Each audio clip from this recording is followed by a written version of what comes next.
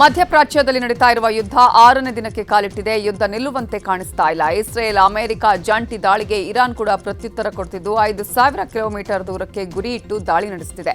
5,000 kilometre ದೂರ ಸಾಗುವ ಕ್ಷಿಪಣಿ ದಾಳಿ ಮಾಡಿದ್ದು ಕತಾರ್ನಲ್ಲಿನ ಅಮೆರಿಕದ ಸೇನಾ ನೆಲೆಗಳನ್ನು ಉಡಿಸ್ ಮಾಡಿದೆ. ಸೇನಾ ನೆಲೆ ಉಡಿಸ್ ಬಗ್ಗೆ ಸ್ಯಾಟಲೈಟ್ ಇಮೇಜಸ್ ರಿಲೀಸ್ ಮಾಡಿದ್ದು ಯಾವುದೇ ಕಾರಣಕ್ಕೂ ಯುದ್ಧ ನಿಲ್ಲಿಸಲ್ಲ ಅನ್ನುವ ಸಂದೇಶ ರವಾನಿಸಲಾಗಿದೆ. ಟೆಹರಾನ್ ನಗರವನ್ನ ಇಸ್ರೇಲ್ ಧ್ವಂಸ ಮಾಡುತ್ತಿದ್ರೆ, ಇನ್ನೊಂದು ಕಡೆ ಇಸ್ರೇಲ್ನ ಟೆಲ್ ಅವೀವ್ ನಗರವನ್ನ ಇರಾನ್ ಕ್ಷಿಪಣಿಗಳ ದಾಳಿ ನಡೆಸಿ ನಿರ್ದಯವಾಗಿ ಉಡಾಯಿಸ್ತಾ ಇದೆ. ದುಬೈ ಮೇಲೆ ಇರಾನಿಯನ್ ಮಿಸೈಲ್ ದಾಳಿ ಮಾಡಿದೆ. ವೇಗವಾಗಿ ಬಂದ ಮಿಸೈಲ್ ದುಬೈ ಹೊರವಲಯದ ಕಟ್ಟಡವನ್ನ ನಿರ್ನಾಮ ಮಾಡಿರೋದು ಮೊಬೈಲ್ನಲ್ಲಿ ಸೆರೆಯಾಗಿದೆ. ಇನ್ನು ನಿನ್ನೆಯಷ್ಟೇ ಇರಾನ್ ಹತ್ರ 1,000 ಕಿಲೋಮೀಟರ್ ದೂರದಲ್ಲಿದ್ದ ಅಮೆರಿಕ ನೌಕಾಪಡೆಯ ಜಲಾಂತರ್ಗಾಮಿ ಹಡಗನ್ನ ಸರ್ವನಾಶ ಮಾಡಿತ್ತು. ಈಗ ಇರಾನ್ ಮಿಲಿಟರಿ ಪಡೆ ಅಮೆರಿಕ ಯುದ್ಧ ನೌಕೆ ಹೊತ್ತಿ ಉರಿಯೋ ವಿಡಿಯೋವನ್ನ ರಿಲೀಸ್ ಮಾಡಿ ಎಚ್ಚರಿಸಿದೆ.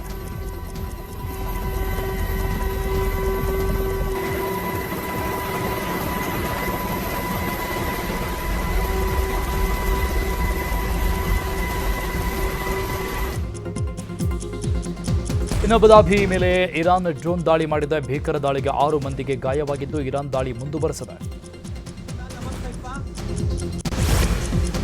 ಇರಾನ್ ದೇಶದ ಉರ್ಮಿಯಾ ನಗರದ ಮೇಲೆ ಅಮೆರಿಕ ಮತ್ತು ಇಸ್ರೇಲ್ ಕ್ಷಿಪಣಿ ದಾಳಿ ಮಾಡಿವೆ. ಸರಣಿ ಸ್ಫೋಟಕ್ಕೆ ಹೆಚ್ಚು ಕಡಿಮೆ ಒಂದೇ ಜಾಗದಲ್ಲಿ 10 ಕಟ್ಟಡಗಳು ನೆಲಕಚ್ಚಿವೆ. ಭಾರತೀಯ ವಿದ್ಯಾರ್ಥಿಗಳು ವಿಡಿಯೋವನ್ನ ರೆಕಾರ್ಡ್ ಮಾಡಿದ್ದಾರೆ. ಅಮೆರಿಕ ಮತ್ತು ಇಸ್ರೇಲ್ ಮುಗ್ಧ ಜನರನ್ನ ಕೊಲ್ತಾನೇ ಇವೆ.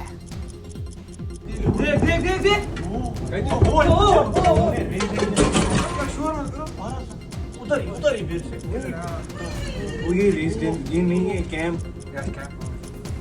बराबर टाइम स्टेशन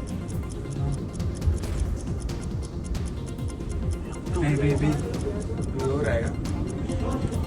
ಇಸ್ರೇಲ್ ಸಿಡಿಸಿದ ಬಾಂಬ್ಗೆ ಟೆಹರಾನ್ ಧೂಳಿಪಟ ಆಗ್ತಾ ಇದೆ. ಇಡೀ ಟೆಹರಾನ್ ನಗರವೇ ಹೊತ್ತಿ ಉರಿತಾ ಇದೆ. ಅದಕ್ಕೆ ಸಾಕ್ಷಿ ಬಾಂಬ್ ಸ್ಫೋಟದ ದೃಶ್ಯ. ಕ್ಷಣಾರ್ಥದಲ್ಲಿ ಇಡೀ ನಗರವೇ ಸ್ಮಶಾನವಾಗಿ ಹೋಗಿದೆ.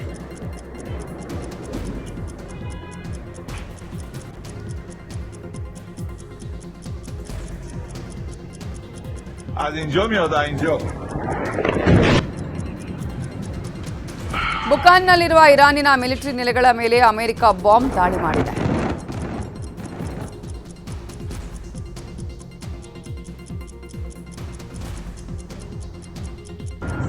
ಅಮೆರಿಕ ಮತ್ತು ಇಸ್ರೇಲ್ ಇದೀಗ ಇರಾನ್ನ ಪ್ರಮುಖ ಗುರಿಗಳ ಮೇಲೆ ಬೃಹತ್ ವೈಮಾನಿಕ ದಾಳಿಗಳನ್ನು ನಡೆಸುತ್ತಿವೆ. ಎಲ್ಲೆಡೆ ಬೃಹತ್ ಸ್ಫೋಟಗಳಾಗ್ತಾ ಇದ್ದು 10ಕ್ಕೂ ಹೆಚ್ಚು ಇರಾನ್ ನಾಗರಿಕರು ಸಾವನ್ನಪ್ಪಿರುವ ವರದಿಯಾಗಿದೆ.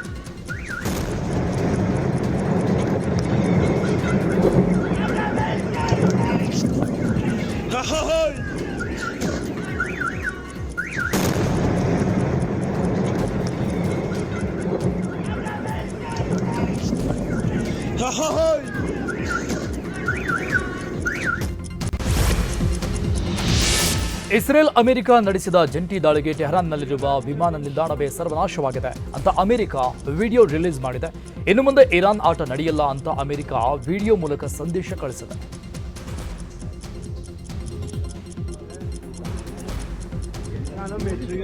ಇರಾನ್ ಮೇಲೆ ಹೇಗೆಲ್ಲ ತಂತ್ರಜ್ಞಾನವನ್ನ ಬಳಸಿ ಅಮೆರಿಕ ದಾಳಿ ಮಾಡ್ತಾ ಇದೆ ಅನ್ನೋದನ್ನ ಅಮೆರಿಕದ ಶ್ವೇತ ಭವನ ದಾಳಿಯ ವಿಡಿಯೋವನ್ನ ರಿಲೀಸ್ ಮಾಡಿದೆ. ಇರಾನ್ ನೆಲೆಗಳ ಮೇಲೆ ಅಮೆರಿಕ ಕ್ಷಿಪಣಿಗಳನ್ನ ಉಡಾಯಿಸಿ ಧ್ವಂಸ ಮಾಡುವ ವಿಡಿಯೋವನ್ನ ಅಮೆರಿಕ ಸೇನೆ ರಿಲೀಸ್ ಮಾಡಿದೆ. ನಮ್ಮ ತಂಟೆಗೆ ಬಂದ ಇರಾನ್ ಭೂಗತವಾಗಲಿದೆ ಅಂತ ಅಮೆರಿಕ ಹೇಳಿಕೊಂಡಿದೆ.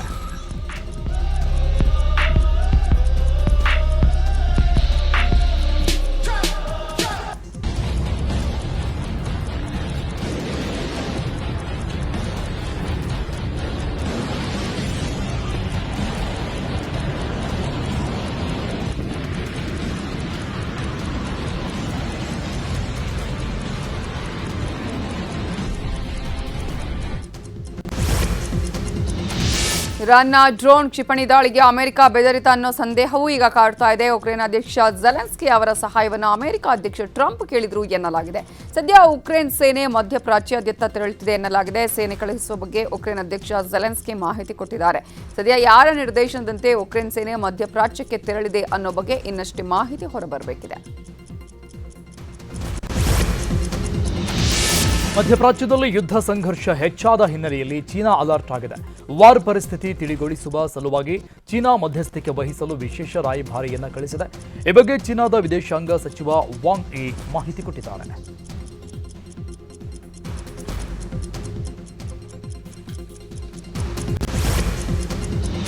ಇಸ್ರೇಲ್ ಅಮೆರಿಕ ಜಂಟಿ ದಾಳಿಯಲ್ಲಿ ಹತ್ಯೆಯಾದ ಇರಾನ್ನ ಸರ್ವೋಚ್ಚ ನಾಯಕ ಆಯತೊಲ್ಲಾ ಅಲಿ ಖಮೇನಿ ಹತ್ಯೆಗೆ ಭಾರತ ಸಂತಾಪ ಸೂಚಿಸಿದೆ.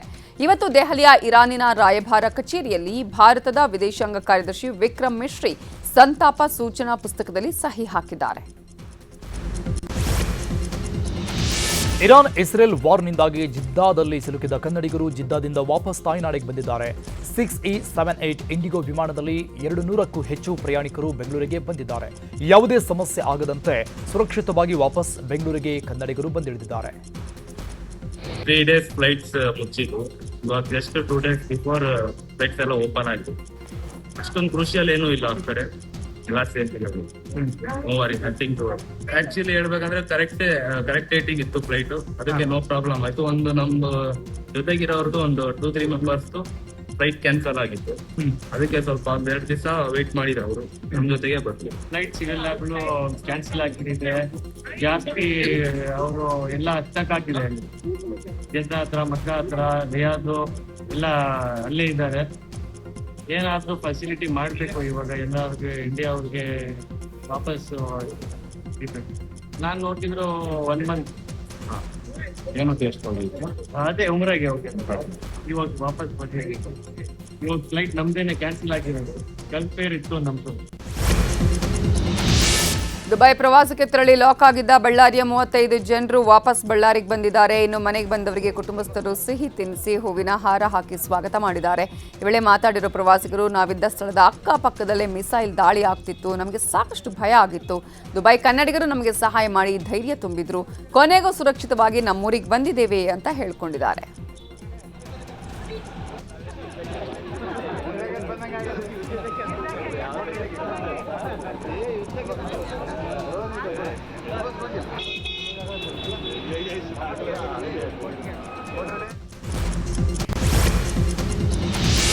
ಮಧ್ಯಪ್ರಾಚ್ಯ ಉದ್ವಿಗ್ನತೆ ಭೀತಿ ಹಿನ್ನೆಲೆಯಲ್ಲಿ ಉತ್ತರ ಕನ್ನಡ ಜಿಲ್ಲೆಯ ಭಟ್ಕಳದ ಪೆಟ್ರೋಲ್ ಬಂಕ್ಗಳಲ್ಲಿ ಪೆಟ್ರೋಲ್ಗಾಗಿ ಜನ ಸಾಲುಗಟ್ಟು ನಿಂತ್ಕೊಂಡಿದ್ದಾರೆ. ಮಧ್ಯಪ್ರಾಚ್ಯದಲ್ಲಿ ಉದ್ವಿಗ್ನತೆ ಹೆಚ್ಚಾಗುತ್ತಿರುವ ಹಿನ್ನೆಲೆಯಲ್ಲಿ ಇಂಧನ ಕೊರತೆ ಹಾಗೂ ಬೆಲೆ ಏರಿಕೆಯ ಭೀತಿ ಹೆಚ್ಚಾಗಿದೆ. ಹೀಗಾಗಿ ಸ್ಥಳೀಯರು ತಮ್ಮ ವಾಹನಗಳಿಗೆ ಪೆಟ್ರೋಲ್ ತುಂಬಿಸುವುದರ ಜೊತೆಗೆ ಮುನ್ನೆಚ್ಚರಿಕೆಯಾಗಿ ಬಾಟಲ್ಗಳಲ್ಲಿಯೂ ಪೆಟ್ರೋಲ್ ಸಂಗ್ರಹಿಸಿಕೊಂಡು ಹೋಗ್ತಾ ಇದ್ದಾರೆ. ಹೀಗಾಗಿ ಪೆಟ್ರೋಲ್ ಬಂಕ್ನಲ್ಲಿ ಜನಜಂಗುಳಿ ಹೆಚ್ಚಾಗಿದೆ. ಮಧ್ಯಪ್ರಾಚ್ಯದ ದೇಶದಲ್ಲಿ ನಡೀತಾ ಇರುವಂತಹ ಯುದ್ಧದ ಎಫೆಕ್ಟ್ ಭಾರತೀಯರ ಅಡುಗೆ ಮನೆಗೂ ತಟ್ಟಿದೆ. ಅಡುಗೆ ಎಣ್ಣೆಯ ಬೆಲೆ ಏರಿಕೆಯಾಗಿದೆ. ವಾರಕ್ಕೆ ಹೋಲಿಸಿದ್ರೆ ಈ ವಾರ 1 ಲೀಟರ್ ಅಡುಗೆ ಎಣ್ಣೆಯ ಬೆಲೆ 4 ರಿಂದ 5 ರೂಪಾಯಿವರೆಗೂ ಏರಿಕೆಯಾಗಿದೆ. ಮುಂದಿನ ವಾರದಲ್ಲಿ 10 ರಿಂದ 15 ರೂಪಾಯಿವರೆಗೂ ಏರಿಕೆಯಾಗೋ ಸಾಧ್ಯತೆ ಇದೆ. ವಾರಕ್ಕಿಂತ ಹೆಚ್ಚು ಕಾಲ ಯುದ್ಧ ಮುಂದುವರೆದಿದ್ರೆ ಭಾರತದ ಮೇಲೆ ದೊಡ್ಡ ಎಫೆಕ್ಟ್ ಆಗುವ ಸಾಧ್ಯತೆ ಇದೆ. ಹಾರ್ಮುಜ್ ಜಲಸಂಧಿ ಮೂಲಕ ಭಾರತದ ವಸ್ತುಗಳನ್ನು ಭಾರತ ಆಮದು ಮಾಡಿಕೊಳ್ತಿತ್ತು. ಆದರೆ ಯುದ್ಧದ ಕಾರಣದಿಂದಾಗಿ ಗುಡ್ ಹೋಪ್ ಶಿಖರದ ಕಡೆಯಿಂದ ಹಡಗುಗಳು ಬರಬೇಕಾಗಿರೋದ್ರಿಂದ ಆಮದು ಶುಲ್ಕ ಹೆಚ್ಚಾಗ್ತಿದೆ. ಈ ಕಾರಣದಿಂದಾಗಿ ಅಡುಗೆ ಎಣ್ಣೆ ಬೆಲೆ ಏರಿಕೆಯಾಗೋ ಸಾಧ್ಯತೆ ಇದೆ. ಇನ್ನು ಮಧ್ಯಪ್ರಾಚ್ಯದಲ್ಲಿನ ಯುದ್ಧದ ಎಫೆಕ್ಟ್ನಿಂದಾಗಿ ಬೆಂಗಳೂರಲ್ಲೂ ಕೆಲ ವಸ್ತುಗಳ ಬೆಲೆ ಏರಿಕೆಯಾಗಿದೆ. ದಿನಬಳಕೆಯ ವಸ್ತುಗಳು ಸೇರಿದಂತೆ ಅಗತ್ಯ ವಸ್ತುಗಳ ಬೆಲೆ ಹೆಚ್ಚಳವಾಗಿದ್ದು, ಇದರ ಜೊತೆಗೆ ಚಿನ್ನ, paint, tyre, chemicals, fertilisers, LPG, petrochemical, solar panel, ಕೃಷಿಗೆ ಸಂಬಂಧಪಟ್ಟಂತಹ ಕೆಲ ಉಪಕರಣಗಳ ಬೆಲೆ 10 ರಿಂದ 20% ಏರಿಕೆಯಾಗಿದೆ.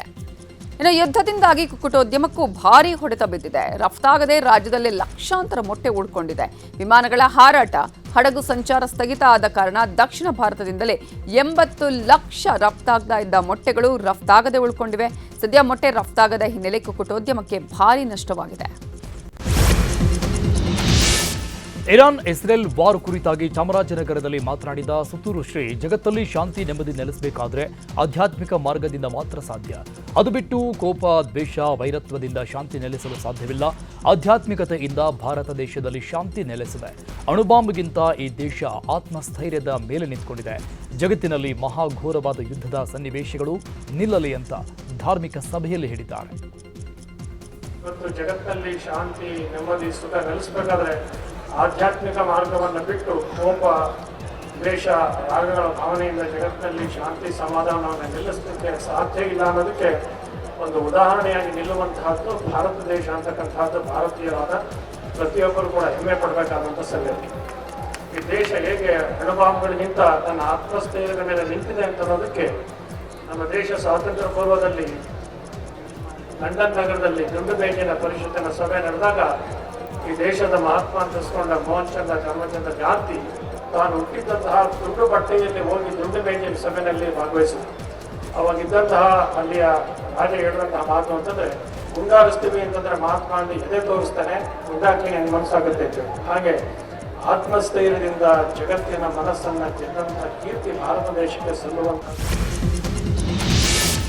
ಸಿದ್ದರಾಮಯ್ಯ ಅವರು ನಾಳೆ ಬಜೆಟ್ ಅನ್ನು ಮಂಡನೆ ಮಾಡಲಿದ್ದಾರೆ. ಈ ವಿಚಾರವಾಗಿ ಬೆಂಗಳೂರಲ್ಲಿ ಮಾತಾಡಿರೋ ವಿಪಕ್ಷ ನಾಯಕ ಆರ್ ಅಶೋಕ್, ಸಿದ್ದರಾಮಯ್ಯ ಈಗ ಸಾಲರಾಮಯ್ಯ ಆಗಿದ್ದಾರೆ.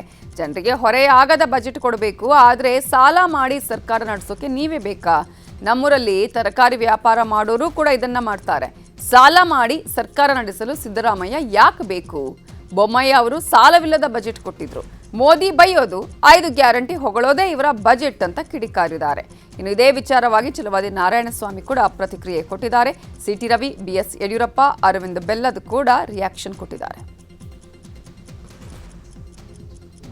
ಅಂತ ತೋರಿಸ್ತಾ ಇದ್ದಾರೆ. ನಾನು ಇಡೀ ರಾಜ್ಯದ ಯಾರ್ಯಾರು ಮುಖ್ಯಮಂತ್ರಿಗಳಾಗಿದ್ದಾರೆ ಇದುವರೆಗೂ 12-13 ಜನ ಮುಖ್ಯಮಂತ್ರಿಗಳು ಆಗೋಗಿದ್ದಾರೆ. ಅವರೆಲ್ಲ ಎಷ್ಟು ಸಾಲ ಮಾಡಿದ್ರು, ಸಿದ್ದರಾಮಯ್ಯ ಒಬ್ಬರೇ ಅಷ್ಟು ಸಾಲ ಮಾಡಿದ್ದಾರೆ. ಒಂದು ರೀತಿ ಇಡೀ ಸರ್ಕಾರ ಸತ್ತೋಗಿದ ರೀತಿ ಇದೆ. ಒಬ್ಬ MLA ಹೇಳ್ತಾರೆ, ರಾಮನಗರದ MLA DK ಶಿವಕುಮಾರ್ ಏನಾನ ಮುಖ್ಯಮಂತ್ರಿ ಆಗಿಲ್ಲ ಅಂದರೆ ನಾನು ಇದ್ದರೆ ಎಷ್ಟು, ನಾನು ಹೋದರೆ ಎಷ್ಟು, ನಾನು ರಾಜೀನಾಮೆನೇ ಕೊಟ್ಬಿಡ್ತೀನಿ ಅಂದರೆ ಸಿದ್ದರಾಮಯ್ಯ ಆಚೆ ಹೋಗಬೇಕು ಅಂತ ಅವರ ಅಭಿಪ್ರಾಯ. ಇದರಿಂದ ನನಗನ್ಸ್ತತೆ ಈ ಬಡ್ಜೆಟಲ್ಲಿ ಹೊಸತನ ಏನು ಅನ್ನೋ ನಾವು ಬಯಸೋಕ್ಕೆ ಸಾಧ್ಯನೇ ಇಲ್ಲ. ಹೊಸತನ ಏನೂ ಇರಲ್ಲ. 17 ಬಾರಿ ಬಡ್ಜೆಟ್ ಮಾಡಲಿಕ್ಕೆ ಒಂದು ಅವಕಾಶ ಸಿಕ್ಕಿರೋದು ಅವರೊಬ್ಬರಿಗೆ ಮಾತ್ರ. ಆದ್ದರಿಂದ ಅವ್ರಿಗೊಂದು ಬಿರುದನ್ನು ಕೊಡ್ಬೋದು, ಬಡ್ಜೆಟ್ನ ಜಾದೂಗಾರ ಅಂತ. ಜಾದೂಗಾರ ಯಾವುದರಲ್ಲಿ ಅಂದರೆ ಸಾಲ ಮಾಡೋದ್ರಲ್ಲಿ. ಸಾಲ ಮಾಡೋದೇ ಒಂದು ಜಾದೂಗಾರನ ಕೆಲಸ. ಅದು ಈಗಾಗಲೇ ಅವರೇ ಒಪ್ಕೊಂಡಿದ್ದಾರೆ, ಸಾಲ ಮಾಡೇ ಮಾಡ್ತೀನಿ ಅಂತ. ಅಂದರೆ ಸಾಲ ಇಲ್ಲದೆ ಈ ಸರ್ಕಾರ ಒಂದು ಹೆಜ್ಜೆನೂ ಮುಂದೆ ಹೋಗೋದಿಲ್ಲ. ಈ ಬಡ್ಜೆಟ್ಟು ಸುಳ್ಳಿನ ಕಂತಿ ಆಗಿರ್ತದೆ.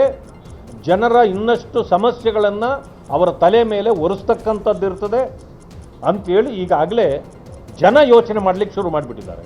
ಮಾನ್ಯ ಮುಖ್ಯಮಂತ್ರಿಗಳಿಗೆ 17ನೇ ಬಜೆಟ್ ಮಂಡನೆ ಇರೋದಕ್ಕೆ ಅಭಿನಂದನೆಗಳು ಸಲ್ಲಿಸ್ತಾ, ಈ ಎಲ್ಲ ಅನ್ಯಾಯವನ್ನು ಸರಿಪಡಿಸಿ ಸಾಲದ ಕೂಪಕ್ಕೆ ನಮ್ಮ ರಾಜ್ಯವನ್ನು ತಳ್ಳಬೇಡಿ. ವಿಶೇಷವಾಗಿ ಮಲೆನಾಡು ಜಿಲ್ಲೆಗಳಿಗೆ ಮೂಲಸೌಕರ್ಯದ ಅಭಿವೃದ್ಧಿಗೆ ಹೆಚ್ಚು ಒತ್ತು ಕೊಡಿ, ಸ್ಪೆಷಲ್ ಪ್ಯಾಕೇಜ್ ಕೊಡಿ ಅನ್ನುವ ಆಗ್ರಹವನ್ನು ಈ ಸಂದರ್ಭದಲ್ಲಿ ಮಾಡಲಿಕ್ಕೆ ಬಯಸ್ತಾರೆ. ರಾಜ್ಯದ ಆರ್ಥಿಕ ಪರಿಸ್ಥಿತಿ ಸರಿ ಇಲ್ಲ, ಅದನ್ನು ಸರಿಪಡಿಸಿಕೊಂಡು ಮುಂದಿನ ಹೆಜ್ಜೆ ಇಡಬೇಕು ಅಂತೇಳಿ ಇನ್ನೂ ಮುಖ್ಯವಾಗಿ ಮುಖ್ಯಮಂತ್ರಿಗಳು ವಿನಂತಿ ಮಾಡಿ ಬರುವಂಥ ದಿವಸಗಳಲ್ಲಿ ಈ ಬಡ್ಜೆಟ್ನಲ್ಲಿ ಒಳ್ಳೆ ಕೆಲಸ ಮಾಡಿ ನಾಡಿನ ಜನ ನೆಮ್ಮದಿಯಿಂದ ಬದುಕುವಂಥ ಒಂದು ಬಡ್ಜೆಟನ್ನು ಮಂಡನೆ ಮಾಡಲಿ ಅಂತೇಳಿ ಅಪೇಕ್ಷೆ ಪಡ್ತೇನೆ, ನಿರೀಕ್ಷೆ ಮಾಡ್ತೇನೆ. ಅದೇ ನಾಡಿನ ಎಲ್ಲ ಜನರ ಅಪೇಕ್ಷೆ. ಸರ್ಕಾರದ ಶಕ್ತಿ ಯೋಜನೆಯಿಂದಾಗಿ ಸಾರಿಗೆ ನಿಗಮಗಳ ಆರ್ಥಿಕ ಶಕ್ತಿಯೇ ಕುಸಿದಿದೆ. ಸಾರಿಗೆ ನಿಗಮದ MD ಅವರು ಬರೆದಿರುವ ಪತ್ರದಲ್ಲಿ ಸ್ಫೋಟಕ ಮಾಹಿತಿಗಳು ಬಯಲಾಗಿದೆ. ಸಾರಿಗೆ ಇಲಾಖೆಗಳು ಕ್ಲೈಮ್ ಮಾಡಿರುವ ವೆಚ್ಚಕ್ಕಿಂತ ಕಡಿಮೆ ಸಹಾಯಧನವನ್ನ ಸರ್ಕಾರ ಬಿಡುಗಡೆ ಮಾಡಿದೆ. ಹೀಗಾಗಿ ಸಾರಿಗೆ ನಿಗಮಗಳಿಗೆ ಆರ್ಥಿಕ ಸಂಕಷ್ಟ ಎದುರಾಗಿದ್ದು, ಈ ಬಾರಿ ಬಜೆಟ್ನಲ್ಲಿ ಅನುದಾನ ಒದಗಿಸದಿದ್ರೆ ಮತ್ತಷ್ಟು ಆರ್ಥಿಕ ಸಂಕಷ್ಟ ಹೆಚ್ಚಾಗುವ ಸಾಧ್ಯತೆ ಇದೆ. ಹಾಗಾಗಿ ಬಜೆಟ್ನಲ್ಲಿ ಶಕ್ತಿ ಯೋಜನೆಗೆ 10,613 ಕೋಟಿ ನೀಡುವಂತೆ ಸರ್ಕಾರಕ್ಕೆ ಅಧಿಕಾರಿಗಳು ಪತ್ರ ಬರೆದಿದ್ದಾರೆ. ಶಕ್ತಿ ಯೋಜನೆಯ ಅನುಷ್ಠಾನದ ನಂತರ ನಗದು ಹರಿವಿನ ತೀವ್ರ ಕೊರತೆ ಉಂಟಾಗಿದೆ. ಇದರಿಂದಾಗಿ ಸಾರಿಗೆ ನಿಗಮಗಳ ಸಿಬ್ಬಂದಿಗಳಿಗೆ ಭವಿಷ್ಯ ನಿಧಿ, ಉಪದಾನ, ಕಾರ್ಯಾಚರಣೆ ವೆಚ್ಚ ಭರಿಸುವುದು ಕಷ್ಟವಾಗಿದೆ ಅಂತ ಪತ್ರದಲ್ಲಿ ಉಲ್ಲೇಖಿಸಿದ್ದಾರೆ. ಒಳ ಮೀಸಲಾತಿ ವಿಚಾರವಾಗಿ ಸಚಿವ MB ಪಾಟೀಲ್ ಮಾತಾಡಿದ್ದಾರೆ. ಒಳ ಮೀಸಲಾತಿ ವಿಚಾರವಾಗಿ ಕ್ಯಾಬಿನೆಟ್ನಲ್ಲಿ ಚರ್ಚೆ ಮಾಡಿ ಮಹತ್ವದ ನಿರ್ಣಯ ಕೈಗೊಳ್ತೀವಿ ಅಂತ ಹೇಳಿದ್ದಾರೆ.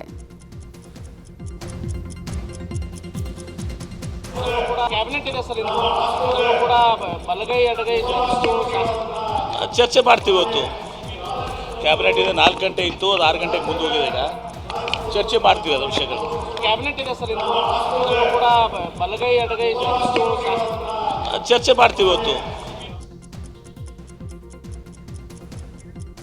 ಒಳ ಮೀಸಲಾತಿ ಜಟಾಪಟಿ ಬಗ್ಗೆ ಚಿಕ್ಕಮಗಳೂರಲ್ಲಿ ಮಾತಾಡಿರೋ ಸಿಟಿ ರವಿ, ಒಳ ಮೀಸಲಾತಿ ಸುಪ್ರೀಂ ಕೋರ್ಟ್ನ ತೀರ್ಪಿನ ಅನ್ವಯ ಆಯಾ ರಾಜ್ಯಗಳು ಒಳ ಮೀಸಲಾತಿಯನ್ನ ಕೊಡಬೇಕು, ಎಲ್ರಿಗೂ ಸಾಮಾಜಿಕ ನ್ಯಾಯವನ್ನ ಒದಗಿಸಬೇಕು ಅನ್ನೋದು ಉದ್ದೇಶ.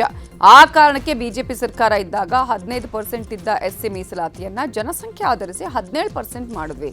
ಈಗ ಒಳ ಮೀಸಲಾತಿ ಇಲ್ಲದೆ ಉದ್ಯೋಗ ನೇಮಕಾತಿಯನ್ನ ಮಾಡ್ತೀವಿ ಅಂತ ಹೊರಟಿದ್ದಾರೆ ಅಂತ ಕಿಡಿಕಾರಿದ್ರು. ಬಿಜೆಪಿ ಸರ್ಕಾರ ಇದ್ದಾಗ 15% ಇದ್ದಂತ ಎಸ್ಸಿ ಮೀಸಲಾತಿ ಜನಸಂಖ್ಯೆ ಆಧರಿಸಿ 17% ಮಾಡಿದ್ವಿ. 3% ಇದ್ದಂತ ಎಸ್ಟಿ ಮೀಸಲಾತಿಯನ್ನು 7% ಮಾಡಿದ್ವಿ ಜನಸಂಖ್ಯೆ ಅನುಗುಣವಾಗಿ. ಇದ್ರ ಜೊತೆಗೆ ನಾಗಮೋಹನ್ ಶಿಫಾರಸ್ಸಿಗೆ ಅನುಗುಣವಾಗಿ ಇಲ್ಲಿ ತೀರ್ಮಾನ ಆಗಲಿಲ್ಲ ಒಳ ಮೀಸಲಾತಿ. ಈಗ ಉದ್ಯೋಗ ನೇಮಕಾತಿಯನ್ನ ಒಳ ಮೀಸಲಾತಿ ಇಲ್ಲದೆ ಮಾಡ್ತೀವಿ ಅಂತ ಹೊರಟಿದ್ದಾರೆ. ಕೆಲವು ಸಮುದಾಯಗಳಿಗೆ ಅನ್ಯಾಯ ಆಗ್ತಾ ಇರೋದು ಮೇಲ್ನೋಟಕ್ಕೆ ಕಂಡು ಬರ್ತಾ ಇದೆ. ಬಿಜೆಪಿ ಎಸ್ಸಿ ಒಳ ಮೀಸಲಾತಿಗೆ ದಲಿತ ಬಲಗೈ ಸಮುದಾಯದ ವಿರೋಧ ವ್ಯಕ್ತವಾಗ್ತಾ ಇದೆ. ಎಸ್ಸಿ ಮೀಸಲಾತಿ 15%ನಲ್ಲಿ ಒಳ ಮೀಸಲಾತಿ ನೀಡಲು ಪಟ್ಟು ಹಿಡಿದಿದೆ. ಈ ಬಗ್ಗೆ ದಲಿತ ಎಡಗೈ ನಾಯಕರ ಒತ್ತಾಯದ ಬೆನ್ನಲ್ಲೇ ಬಲಗೈ ಜಾತಿಗಳ ಒಕ್ಕೂಟದಿಂದ ಪತ್ರ ಬರೆಯಲಾಗಿದೆ. ಸಿಎಂ ಸಿದ್ದರಾಮಯ್ಯನವರಿಗೆ ಪತ್ರ ಬರೆದಿರುವ ದಲಿತ ಬಲಗೈ ಜಾತಿಗಳ ಒಕ್ಕೂಟದ ಅಧ್ಯಕ್ಷರಾಗಿರುವ ಶ್ರೀ ಜ್ಞಾನಪ್ರಕಾಶ್ ಸ್ವಾಮೀಜಿ 15%ನಲ್ಲಿ ಒಳ ಮೀಸಲಾತಿ ಹಂಚಿಕೆ ಮಾಡುವಂತೆ ಒತ್ತಾಯ ಮಾಡಿದ್ದಾರೆ. ಒಳ ಮೀಸಲಾತಿ ಜಾರಿಗೆ ಒತ್ತಾಯಿಸಿ ಚಿತ್ರದುರ್ಗದಲ್ಲಿ ಪ್ರತಿಭಟನೆ ಮಾಡಲಾಗಿದೆ. ಮಾದಿಗ ಸಮಾಜದ ಮುಖಂಡರಿಂದ ಬೃಹತ್ ಪ್ರತಿಭಟನೆ ನಡೆಸಲಾಗಿದೆ. ಕಾಂಗ್ರೆಸ್ ಕಚೇರಿಗೆ ಮುತ್ತಿಗೆ ಹಾಕಿ ಮಾದಿಗ ಸಮುದಾಯದ ಮುಖಂಡರು ಆಕ್ರೋಶವನ್ನು ವ್ಯಕ್ತಪಡಿಸಿದ್ದಾರೆ.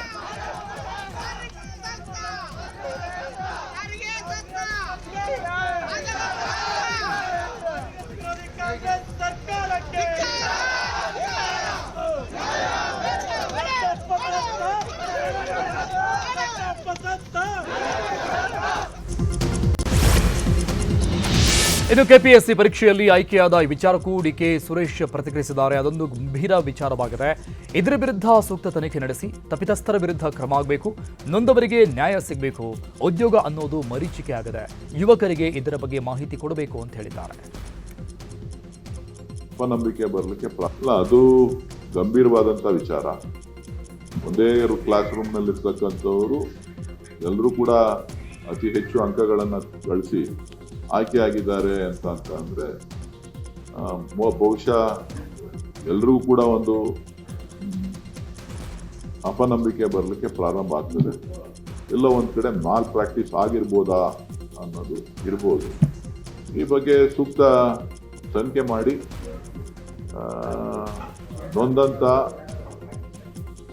ಯಾರು ಉದ್ಯೋಗಾಕಾಂಕ್ಷಿಗಳಿದ್ದಾರೆ ಅವರಿಗೆ ನ್ಯಾಯ ಒದಗಿಸ್ಕೊಡ್ಬೇಕಾಗಿರ್ತಕ್ಕಂಥದ್ದು ಸರ್ಕಾರದ ಕರ್ತವ್ಯ.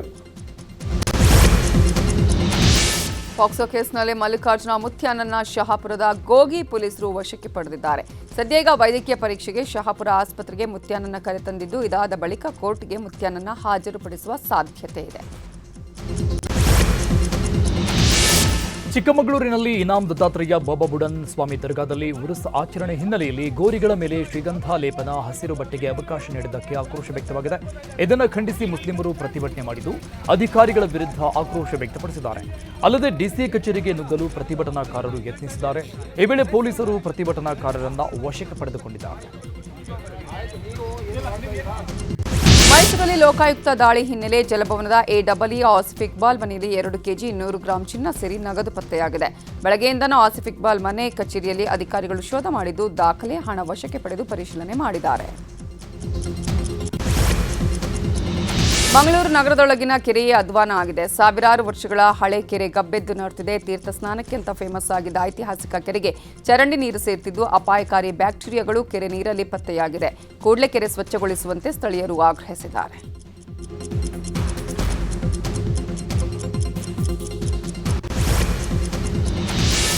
ಅನುದಾನ ಕೊರತೆಯಿಂದ ತಾಲೂಕ್ ಪಂಚಾಯತ್ ಕಟ್ಟಡಕ್ಕೆ ಗ್ರಹಣ ಬಡಿದಿದೆ. ಗದಗ ನಗರದ ಹೃದಯ ಭಾಗದಲ್ಲಿರುವ ಕಟ್ಟಡದ ಕೆಲಸ ಅರ್ಧಕ್ಕೆ ನಿಂತುಕೊಂಡಿದೆ. 2018-19ರಲ್ಲಿ ಕಾಮಗಾರಿಗೆ ಎಚ್.ಕೆ. ಪಾಟೀಲ್ ಚಾಲನೆ ಕೊಟ್ಟಿದ್ರು. ಆದರೆ ಈಗ ಅನುದಾನ ಇಲ್ಲದೆ ಕಾಮಗಾರಿ ಸ್ಥಗಿತಗೊಂಡಿದೆ. ಕೂಡಲೇ ಕಚೇರಿ ಕೆಲಸ ಆರಂಭ ಮಾಡಬೇಕು ಅಂತ ಸ್ಥಳೀಯರು ಒತ್ತಾಯಿಸ್ತಾ ಇದ್ದಾರೆ. ಗ್ಯಾಸ್ ಸಿಲಿಂಡರ್ ಲೀಕ್ ಆಗಿ ಕಿರಾಣಿ ಅಂಗಡಿ ಹೊತ್ತಿ ಉರಿದಿದೆ. ರಾಯಚೂರು ತಾಲೂಕಿನ ಮಿಡಗಲ ದಿನ್ನಿ ಗ್ರಾಮದಲ್ಲಿ ಘಟನೆ ನಡೆದಿದೆ. ಗ್ರಾಮದ ಭೀಮೇಶ್ ಅನ್ನೋರಿಗೆ ಸೇರಿದ ಕಿರಾಣಿ ಅಂಗಡಿ ಗ್ಯಾಸ್ ಲೀಕ್ ಆಗಿ ಬೆಂಕಿ ಬಿದ್ದಿದ್ದು ಇಡೀ ಅಂಗಡಿಯೇ ಸುಟ್ಟು ಭಸ್ಮವಾಗಿದೆ.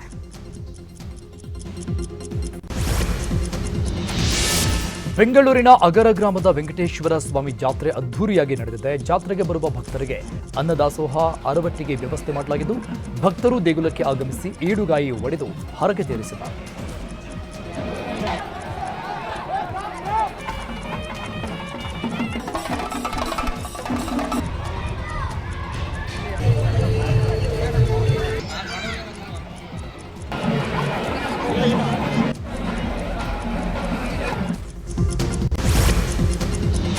ಕ್ರಿಕೆಟ್ ದಿಗ್ಗಜ ಸಚಿನ್ ತೆಂಡೂಲ್ಕರ್ ಮಗನ ಮದುವೆಯ ಸಂಭ್ರಮದಲ್ಲಿದ್ದು ಇವತ್ತು ಮುಂಬೈನಲ್ಲಿ ಅರ್ಜುನ್ ತೆಂಡೂಲ್ಕರ್ ಜೊತೆಗೆ ಸಾನಿಯಾ ಚಾಂದೋಕ್ ಸಪ್ತಪದಿ ತುಳಿದಿದ್ದಾರೆ. ಸಚಿನ್ ಪುತ್ರನ ಮದುವೆಗೆ ತಾರೆಯರ ದಂಡೆ ಹರಿದು ಬಂದಿತ್ತು. ಬಾಲಿವುಡ್ನ ಹಲವು ನಟ ನಟಿಯರು ಮದುವೆಗೆ ಆಗಮಿಸಿದ್ದಾರೆ. ಇನ್ನು ರಿಲಯನ್ಸ್ ಇಂಡಸ್ಟ್ರೀಸ್ ಮುಖ್ಯಸ್ಥ ಮುಖೇಶ್ ಅಂಬಾನಿ ಪತ್ನಿ ಹಾಗೆ ರಿಲಯನ್ಸ್ ಫೌಂಡೇಶನ್ ಅಧ್ಯಕ್ಷೆ ನೀತಾ ಅಂಬಾನಿ ಹಾಗೂ ಪುತ್ರ ಆಕಾಶ್ ಅಂಬಾನಿ ಪತ್ನಿ ಶ್ಲೋಕಾ ಅಂಬಾನಿ ಕೂಡ ಮದುವೆಗೆ ಆಗಮಿಸಿ ನವಜೋಡಿಗೆ ಶುಭ ಕೋರಿದರು.